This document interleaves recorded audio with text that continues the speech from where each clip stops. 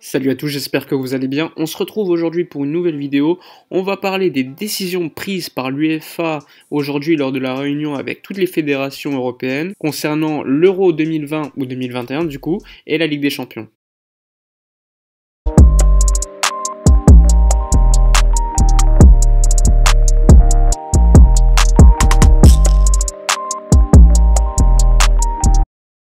Hier, dans une vidéo, je vous expliquais que l'UEFA pensait à reporter l'Euro 2020 à 2021, mais je vous expliquais qu'il y avait l'obstacle de la FIFA qui lui avait mis en place une compétition, c'était la Coupe du Monde des clubs qui devait être organisée en été 2021 en Chine avec les meilleurs clubs européens et les meilleurs clubs continentaux.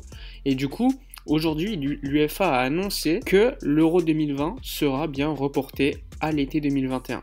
Hier soir, on a également appris que la FIFA allait faciliter l'UEFA en accordant un report pour la nouvelle compétition, la Coupe du Monde des clubs, ce qui permettait donc à l'Euro de pouvoir se jouer sans problème lors de l'été 2021. C'était à mon avis la seule possibilité pour que l'Euro puisse se jouer avec un public. Il fallait reporter la compétition et c'est ce qui a été décidé aujourd'hui, donc c'est une bonne nouvelle. Du coup, suite à cette décision, la compétition, la Ligue des Nations, devrait être quant à elle annulée totalement, puisqu'aujourd'hui il n'y a pas la possibilité de jouer des matchs, tout simplement. Il y a des joueurs qui sont malades, les joueurs qui eux ne sont pas malades veulent pas forcément prendre de risques en jouant contre des joueurs qui ont pas de symptômes mais qui sont malades, donc c'est à mon avis compréhensible que l'UEFA ait suspendu pour le moment la Ligue des Nations. Du coup, c'est ce qui permet de libérer le calendrier pendant le mois de juin et juillet, et donc à mon avis les championnats européens seront en priorité rattrapés pendant ces prochains mois, mais à mon avis il n'y aura pas de public, ce sera des matchs à huis clos, puisque j'ai vu tout à l'heure sur BFM TV, bon même si j'ai tendance à ne pas les croire d'habitude,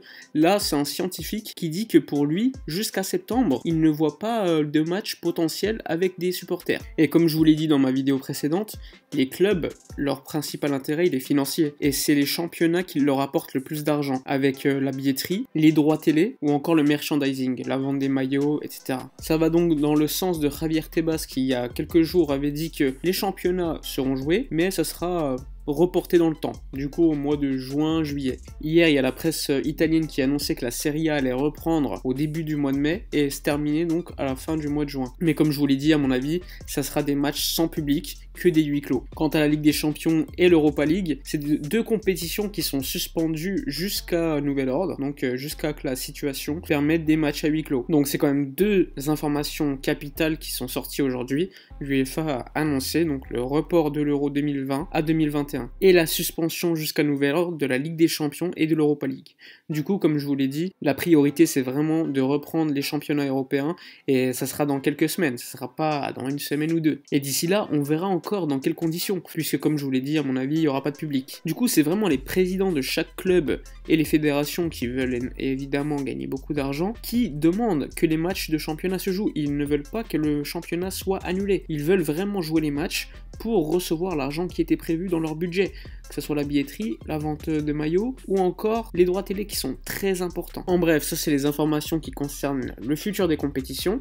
À côté, il y a eu quelques informations de la presse catalane, on va en parler. Il y en a qui concernent Neymar. Bon, comme je vous l'ai dit, à mon avis, Neymar, il ne pense pas encore à partir, hein, c'est vraiment jusqu'à la fin de saison où il aura cette mentalité de vouloir rester au PSG, et c'est à la fin de saison qu'il va décider s'il va partir au Clash comme l'année dernière, ou s'il va rester et prolonger au Paris Saint-Germain. En tout cas, aujourd'hui, il y a Fernando Polo qui a sorti un article dans Mundo Deportivo.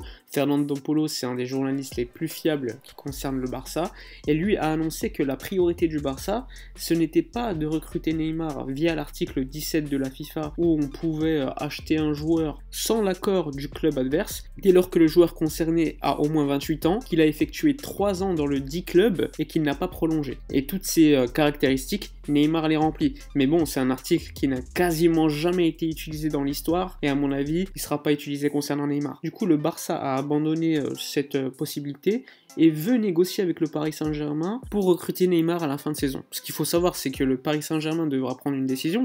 Si Neymar ne veut pas prolonger au PSG, Neymar il va rester une saison de plus jusqu'à l'été 2021, et à l'été 2021 il lui restera qu'un an de contrat et il partirait donc au rabais.